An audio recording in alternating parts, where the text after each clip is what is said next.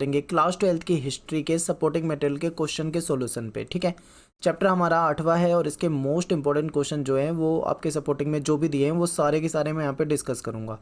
तो वीडियो आपके लिए बहुत ज़्यादा इंपॉर्टेंट होने वाली है। ठीक है, मेरा नाम सत्येंद्र प्रताप है। अगर आपको कोई डाउट हो तो आप मुझे मैसेज कर सकते हैं। इंस्टाग्राम पे एकलव्य स्टडी पॉइंट मेरा यूज़र नेम है और टेलीग्राम ग्रुप ज्वाइन कर लो क्लास 12 ESP नाम से।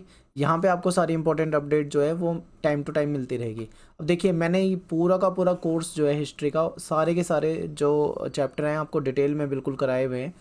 ये पूरी उसकी प्लेलिस्ट है, इसका लिंक भी आपको डिस्क्रिप्शन में दे दिया जाएगा, आप वहाँ से जाके देख सकते हैं। और ये जो सपोर्टिंग मटेरियल का सॉल्यूशन है ये आपको यूट्यूब पे अवेलेबल नहीं होगा, तो आप हमारी वीडियो से देख सकते हैं। तो इसमें आपको चैप्टर वाइज कराए हुए हैं। ठीक है, 7 चैप्टर आपके पहले से करा रखे हमने, 8वां आज करा रहे हैं और जल्दी ही आपकी पूरी बुक जो है वो कंप्लीट हो जाएगी। तो यहाँ से आपके इंपॉर्टेंट क्वेश्चन भी कवर हो जाएंगे। तो चलिए, सबसे पहले हम 1 नंबर वाले जो हमारे क्वेश्चन होते हैं 1 मार्क्स के उसको देख लेते हैं और इसके बाद फिर हम MCQ क्वेश्चन भी करेंगे और आगे 3 नंबर 8 नंबर जो भी आपके सारे क्वेश्चन कर लेंगे। पहला क्वेश्चन है कि पंचायत का कौन सा कर्मचारी गांव की आमदनी व हिसाब किताब में गांव की मुखिया की मदद करता था। तो देखिए, जो पंचायत का जो पटवारी होता था ना वो हेल्प करता था। ठीक है, तो यहाँ पे आंसर अपना हो जाएगा पंचायत का पटवारी। सेकंड क्वेश्चन है कि मुगल काल में वसूली गई जो रकम होती थी वो किस नाम से जानते थे उसको। तो देखिए, भू राजस्व जो होता था, जो टैक्स वगैरह लिया जाता था, उसको जमा करने के 2 तरीके होते थे, 2 चरण होते थे। पहला चरण जो होता था उसमें क्या होता था, पहले टैक्स को निर्धारित किया जाता था, यानी कि कर को निर्धारित किया जाता था कि भाई कितना कर देना है।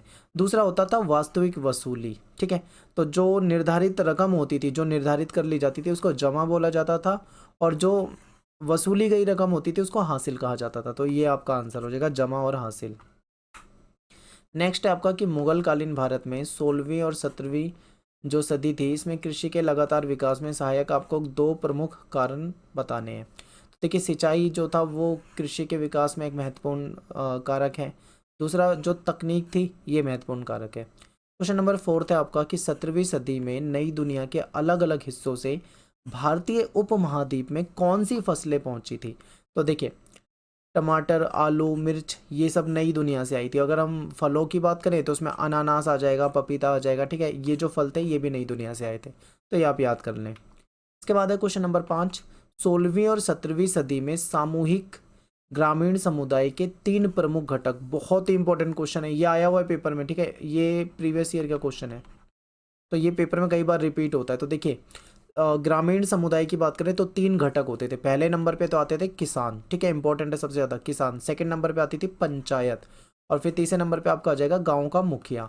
गांव के मुखिया को मुकद्दम या मंडल भी कहा जाता था, तो ये आप नाम याद कर लीजिए। इसके बाद क्वेश्चन नंबर 6 है कि मुगल कालीन गाँव में खेतीहर जो दस्तकार थे वो खाली महीनों में, जब उनके पास खेती का काम नहीं रहता था तो खाली महीने में वो क्या काम करते थे।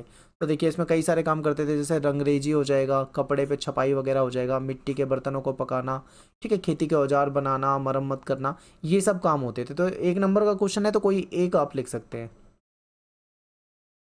क्वेश्चन नंबर 7 देखिए, आईने अकबरी का लेखन कार्य जो था वो कौन से वर्ष में पूरा हुआ था।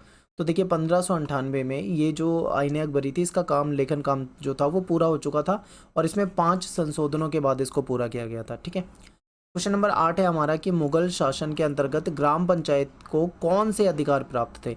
तो ग्राम पंचायत जो होती थी वो फैसला सुनाती थी। ठीक है, तो मान लीजिए कोई विवाद हो जाता है तो लोग क्या करते थे, पंचायत में जाते थे, तो पंचायत उस विवाद को सुनती थी और फैसला सुनाती थी। जुर्माना लगाना भी पंचायत का काम होता था, पंचायत चाहे तो वो जुर्माना भी लगा सकती थी। और सजा देना, मान लो कि कोई जाति जाति वगैरह बहुत ध्यान रखी जाती थी, कोई ऐसा कार्य करता है जो उसकी जाति से बाहर का हो, तो ऐसे में क्या होता था, उसको दंड दिया जाता था। क्वेश्चन नंबर 9 है कि अहोम राजाओं का संबंध जो था वो भारत के कौन से प्रांत से, तो ये असम से रिलेटेड है। क्वेश्चन नंबर 10 है कि पायक कौन थे। तो देखिए, पायक वो लोग होते थे जिन्हें जमीन के बदले में सैन्य सेवा यानी कि सैनिक सेवा देनी पड़ती थी। तो ये हमारे 1 मार्क्स के 10 क्वेश्चन यहाँ पे हमारे हो चुके हैं। अब बात करेंगे हम यहाँ पे MCQ क्वेश्चन की। ठीक है, तो चलिए MCQ देखते हैं। क्वेश्चन है हमारा 11वां कि 16वीं और 17वीं सदी में गाँव में लगभग कितने फीसदी लोग रहते थे। तो लगभग 85% जो लोग थे वो गाँव में रहा करते थे। नेक्स्ट है कि आईने अकबरी के जो लेखक हैं वो कौन थे। तो अबुल फजल जो हैं ये आईने अकबरी के लेखक हैं। ठीक है, नेक्स्ट है कि मुगल कालीन दिल्ली प्रांत में मौसम के 2 चक्रों के अनुसार डैश किस्म की फसलें पैदा होती थी। तो यहाँ पे लगभग 43 किस्मों की फसल जो थी वो यहाँ पे पैदा होती थी। क्वेश्चन नंबर 14 है कि मुगल कालीन भारत की महत्वपूर्ण जिनसे कामिल सर्वोत्तम फसल जो थी वो कौन सी है। ठीक है, अब यहाँ पे देखिए ये जो आपके सपोर्टिंग मटेरियल से मैंने सेम उसी लैंग्वेज में क्वेश्चन उठाया है, लेकिन क्वेश्चन जो है वो गलत है, यानी इसमें कुछ ना कुछ मिस प्रिंट है या कुछ गलत है। देखिए इसमें क्या कहा जा रहा है कि मुगल कालीन भारत की महत्वपूर्ण जिनसे कामिल जो फसल है वो थी, कौन सी थी।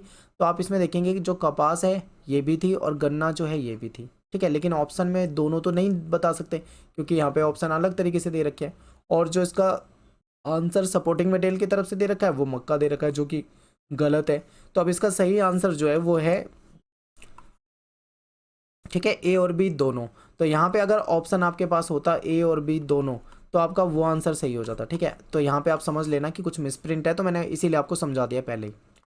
अगला क्वेश्चन है क्वेश्चन नंबर 15 कि मुगल काल में गांव के मुखिया को डैश कहा जाता था, क्या कहा जाता था, तो उसको मुकद्दम कहा जाता था। ठीक है, क्वेश्चन नंबर 16 है कि अकबरनामा जो है वो डैश जिल्दों में रचा गया था, तो ये 3 जिल्दों में था। ठीक है, ऑप्शन बी हो जाएगा। क्वेश्चन नंबर 17 है कि मुगल साम्राज्य में भू राजस्व वसूल करने वाला जो अधिकारी होता था वो किस नाम से जाना जाता था, तो इसको अमील गुजर के नाम से जाना जाता था। क्वेश्चन नंबर 18 है कि इटली का रहने वाला जो मुसाफिर था जोवान्नी कारेरी, ठीक है, जोवान्नी कारेरी, वो डैश वर्ष भारत आया था, तो ये 1690 में आया था।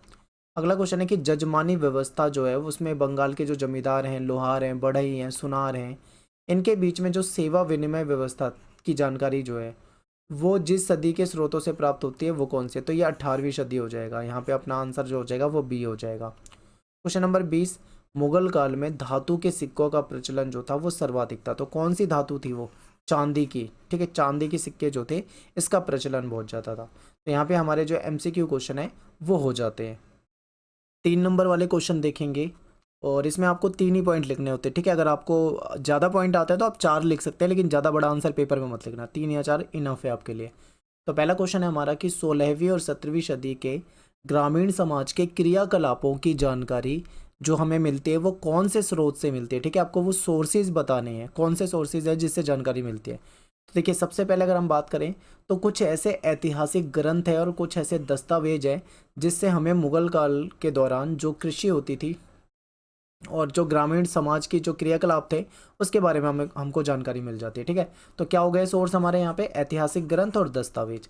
सेकंड नंबर पे बात करें तो आईने अकबरी, आईने अकबरी जो है अबुल फजल के द्वारा लिखी गई थी।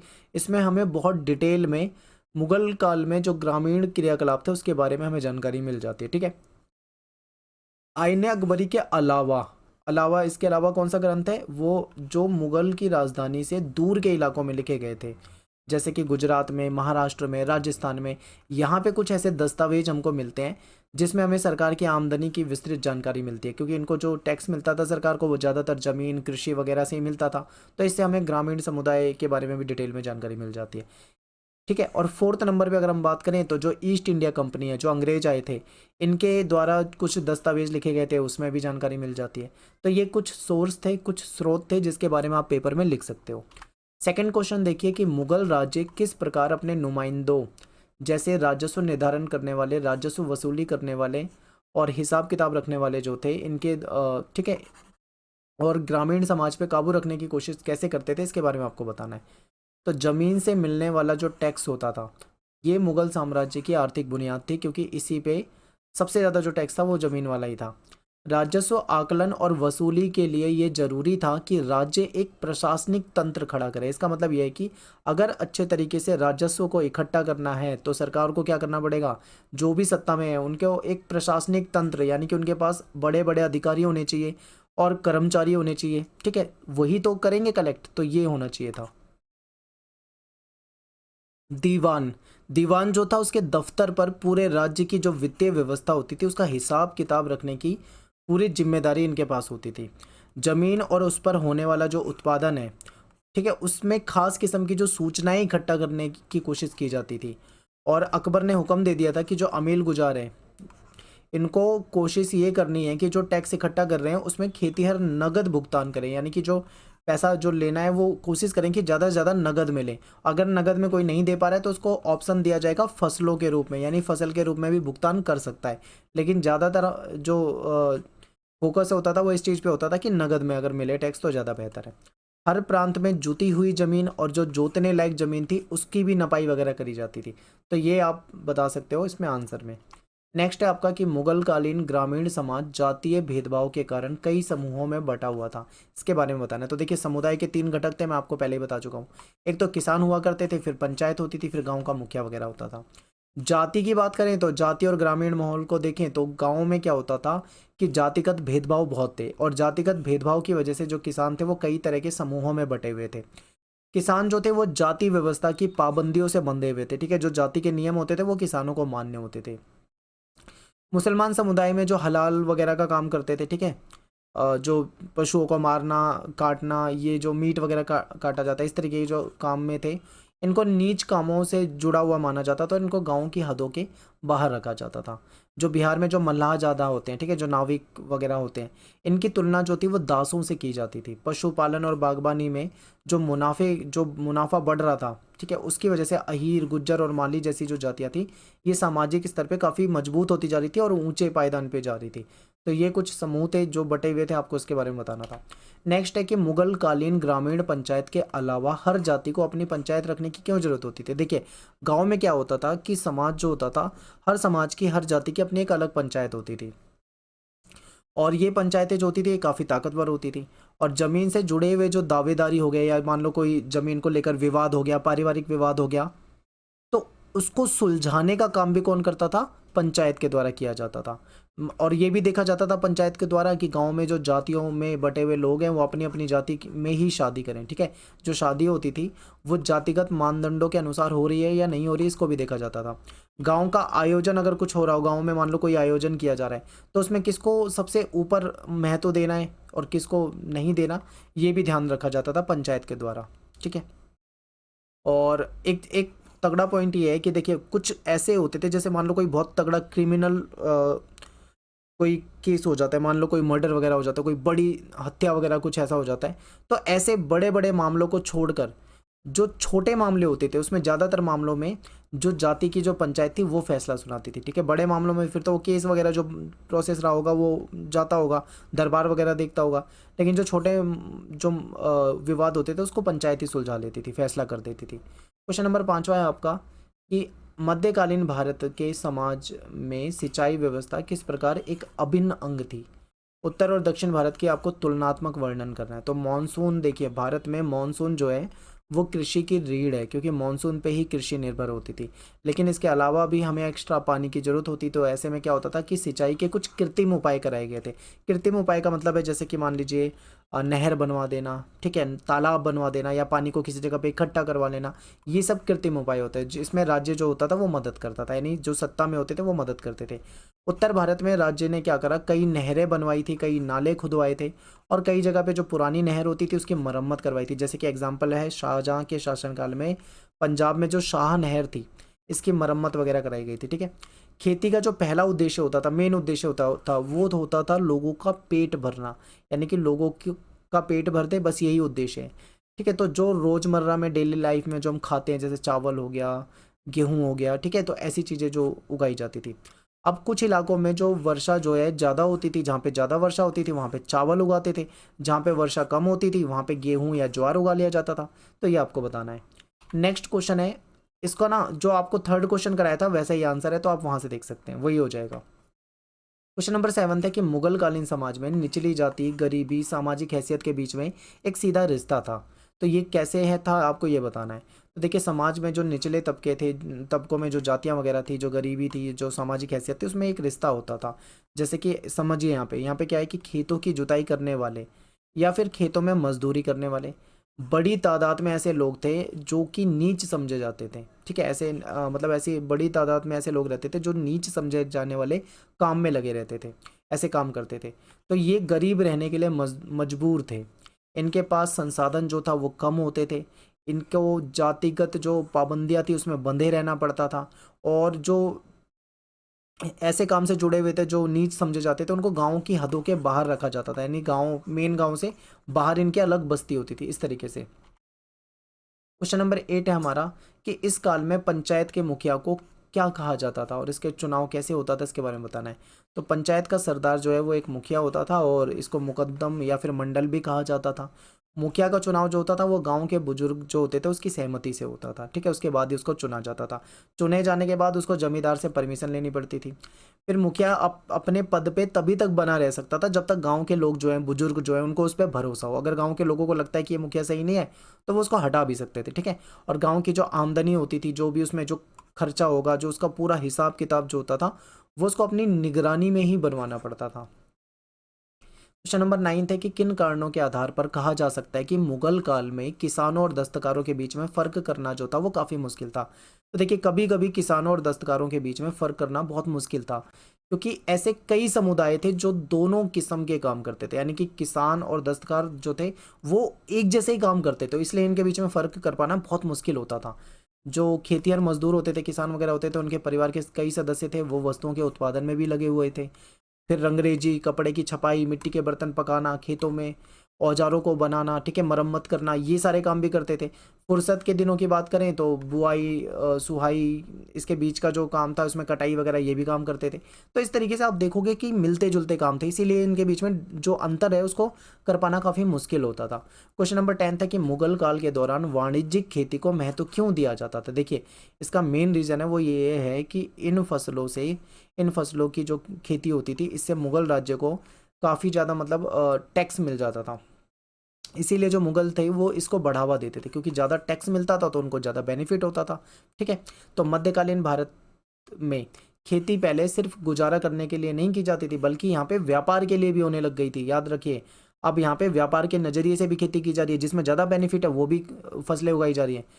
स्रोतों से हमें अक्सर जिनसे कामिल नाम की वर्ड मिलता है। जिनसे कामिल को हम बोलते हैं सर्वोत्तम, जो बेस्ट फसल होती है उसको कहा जाता है। तो इसमें कौन कौन से, इसमें कपास और गन्ना जो होती है इसको जिनसे कामिल माना जाता था, ठीक है। और जो तिलहन हो गई, जैसे तेल वगैरह वाली जो सरसों वरसों की फसल हो गई, या फिर दलहन जो होगी दाल वगैरह, इसको नकदी फसल माना जाता था। तो ये आपको बताना था यहाँ पे। क्वेश्चन नंबर 11 है कि स्पष्ट कीजिए, आईने अकबरी जो है आज भी अपने समय का एक असाधारण ग्रंथ है, इसको इतना बेहतर क्यों कहा जाता था। इसलिए कहा जाता था, देखिए इसमें कुछ, इसमें लिमिटेशन है, कुछ कमियां हैं, क्योंकि दरबारी इतिहास है ये, तो जैसा शासक चाहेंगे वैसा लिखा गया है इसमें, ठीक है। लेकिन फिर भी ये एक असामान्य और अनोखा दस्तावेज माना जाता है। क्यों? क्योंकि इसमें बहुत ज़्यादा डिटेल में जानकारी मिलती है। तो आईने अकबरी जो है मुगल साम्राज्य के गठन के बारे में, उसकी संरचना के बारे में बहुत विस्तार से आपको बताती है। इसमें दरबार कैसा होता था, प्रशासन कैसा होता था, सेना, संगठन, राजस्व के, यहाँ पे माफ़ी चाहता हूँ ये टाइपिंग की मिस्टेक है, ये राजस्व होगा, ठीक है। राजस्व के जो स्रोत थे, साम्राज्य के प्रांत, जो साम्राज्य का जो प्रांत था उसका भूगोल कैसा था, ठीक है। ये सारी जानकारी बहुत डिटेल में मिल जाती है। कृषि संबंध, जो पैसे होते थे, जो व्यवसाय होते थे, उसके बारे में बहुत डिटेल में जानकारी मिलती है। साम्राज्य की जो पूरी व्यवस्था थी, जो बड़े बड़े अधिकारी होते थे उनके बारे में पूरी जानकारी मिल जाती है। तो इसलिए इतनी गंभीर, इतना मतलब डिटेल में जानकारी यहाँ पे मिलती है, जिसको लेकर ये कहा जाता है कि ये एक असाधारण ग्रंथ है। क्वेश्चन नंबर 12 है कि मध्यकाल में जंगली शब्द जो है उसका क्या तात्पर्य था। तो उस समय की जो रचनाएं हैं उसमें क्या मिलता है कि जो जंगल में रहने वाले लोग थे उनके लिए जंगली शब्द का इस्तेमाल किया जाता था। जंगली का मतलब आप असभ्य से मत जोड़ना, ठीक है। जंगल में रहते हैं इसलिए उनको जंगली कहा जा रहा है।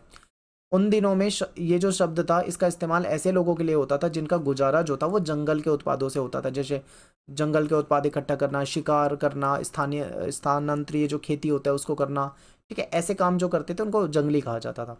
ये लोग मौसम के अनुसार काम करते थे, जैसे मान लो बसंत का मौसम है तो ये जंगल में उत्पाद इकट्ठा करते थे, जो भी चीज़ें मिल जाती थी इनको। गर्मी के मौसम में ये मछली पकड़ने लग जाते थे, मानसून के महीने में ये खेती करते थे, सर्दियों के महीने में ये शिकार करते थे। तो इस तरीके से मौसम के अकॉर्डिंग ये काम करते थे, ठीक है। जंगलों से जुड़े हुए लोग थे, इसीलिए इनके लिए जंगली वर्ड यूज़ किया जाता है। क्वेश्चन नंबर 13 है कि 16वीं और 17वीं शताब्दियों में कृषि में लगातार विस्तार के लिए 3 आपको उत्तरदायी कारक बताने हैं। तो देखिए, ज़मीन उस समय में क्या थी, बहुत ज़्यादा थी, मजदूरों की मौजूदगी थी, और किसान जो थे वो गतिशील थे, एक जगह से दूसरी जगह जाके काम करते थे, और किसान आसानी से मिल जाते थे, ठीक है।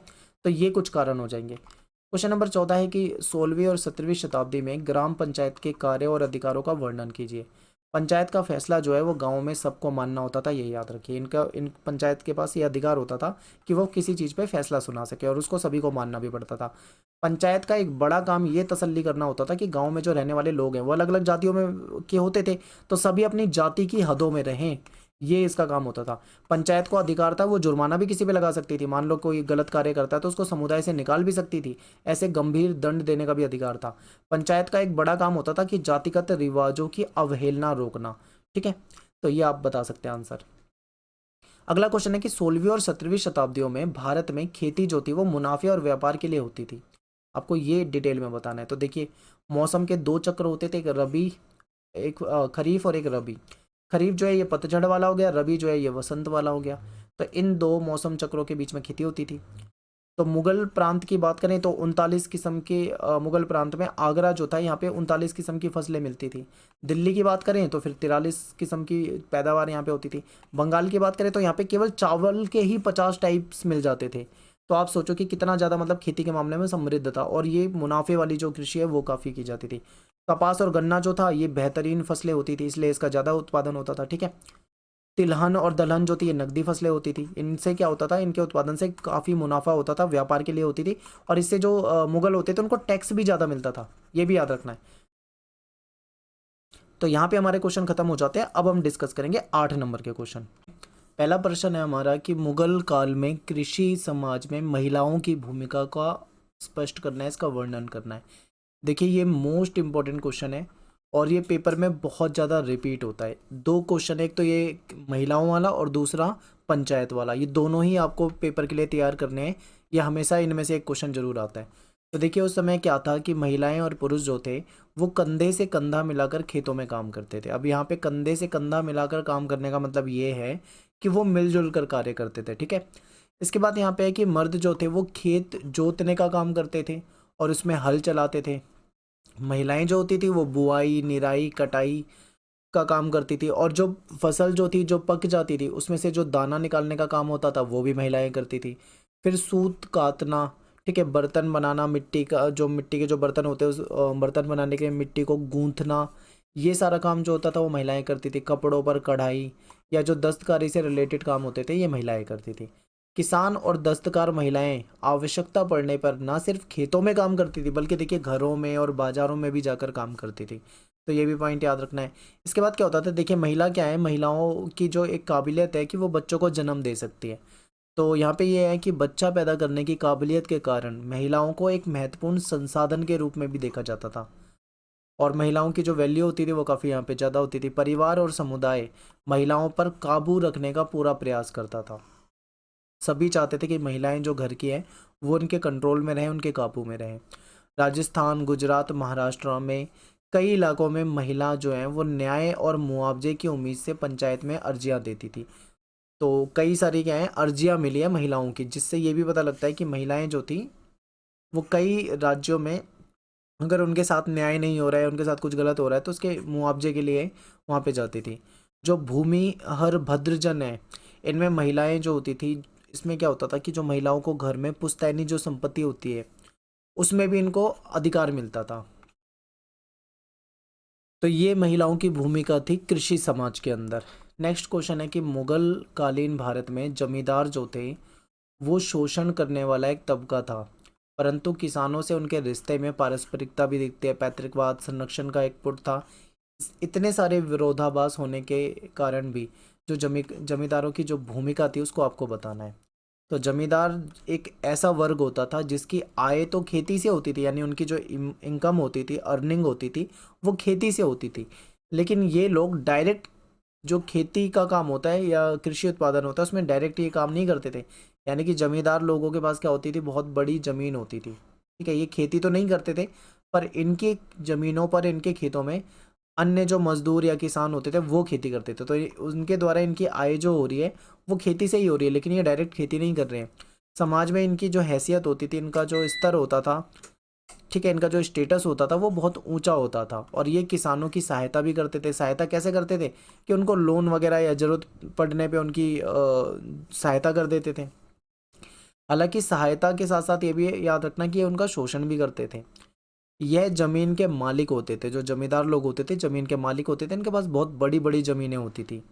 इन्हें सामाजिक आर्थिक सुविधाएं प्राप्त थी। याद रखना, आर्थिक और सामाजिक सभी तरह की इनके पास सुविधा थी। इनके पास बहुत बड़ी ज़मीन होती थी, और अपनी ज़मीनों पे ये जो मज़दूर लोग होते हैं उनसे काम कराया करते थे। और राज्य की ओर से कर वसूलने का भी काम करते थे। जो राज्य यानी कि जो सत्ता में होते थे उन शासकों की ओर से ये टैक्स को इकट्ठा करने का काम करते थे। ठीक है। और इनके पास सैनिक संसाधन भी थे। कई जो जमींदार होते थे उनके पास बहुत बड़े बड़े किले होते थे, घुड़सवार तोपखाने वगैरह होते थे। और इसके साथ साथ ये शोषण करने वाला तबका भी है, क्योंकि ये क्या करते थे, ये मजदूरों का, किसानों का शोषण भी करते थे। तो ये आपको यहाँ पे बताना था। जमींदार वाला क्वेश्चन भी पूछा जाता है। अगला क्वेश्चन है कि अबुल फजल आईने अकबरी एक बहुत, अबुल फजल का जो आईने अकबरी है वो एक बहुत बड़ा ऐतिहासिक और प्रशासनिक परियोजना का नतीजा है। आपको इसके बारे में बताना है। तो देखिए, आईने अकबरी जो है एक बहुत बड़ा प्रोजेक्ट था। इसका जिम्मा जो है वो बादशाह अकबर के हुक्म से अबुल फजल ने उठाया था, जिसमें पूरा मुगल जो उनके काल में जो भी घटनाएं थी उसके बारे में लिखना था। ठीक है, हर एक चीज़ के बारे में बहुत विस्तार से बताना था। अकबर के शासन के जो 42वें वर्ष में 1598 में ये कंप्लीट हुआ था, और 5 संशोधन के बाद इसको कंप्लीट किया गया था। इस परियोजना का परिणाम था अकबरनामा, जिसको 3 जिल्दों में रचा गया था। ठीक है, यानी जो अकबरनामा है ये एक बहुत बड़ा प्रोजेक्ट था, 3 जिल्दों में इसको बनाया गया था। तीसरी जिल्द जो है वो आईने अकबरी, इसको शाही नियम कानून के सारांश के रूप में देखा जाता है। इसमें क्या होता है, आईने अकबरी में मुगल काल के दौरान की जो भी घटनाएं हैं वो सब विस्तृत आपको दिख जाती है। उस समय में कैसा शासन होता था, कैसी सैन्य व्यवस्था थी, सिंचाई के क्या साधन थे, कृषि, राजस्व, हर एक चीज़ के बारे में बिल्कुल डिटेल में जानकारी मिलती है। आइन जो है वो विस्तार से चर्चा किस किस चीज़ पे करती है, दरबार के बारे में, प्रशासन के बारे में, सेना का संगठन के बारे में, राजस्व के स्रोत के बारे में, और जो उनका प्रांतीय भूगोल था उसके बारे में डिटेल में जानकारी आपको मिलेगी। और साहित्यिक और जो धार्मिक रिवाज थे उसके बारे में आपको जानकारी मिलेगी। ठीक है, जो उस समय में विभाग हुआ करते थे उन विभागों के बारे में आपको जानकारी मिलेगी। आइन जो है इन सूबों के बारे में पेचीदे और आंकड़ेबद्ध सूचना जो है आपको डिटेल में मिल जाती है, बहुत बारीकी से, यानी बिल्कुल डेटा मिल जाता है उस समय में आपको हर एक चीज़ का। तो इसलिए आप कह सकते हो कि आईने अकबरी जो एक ऐतिहासिक ग्रंथ है।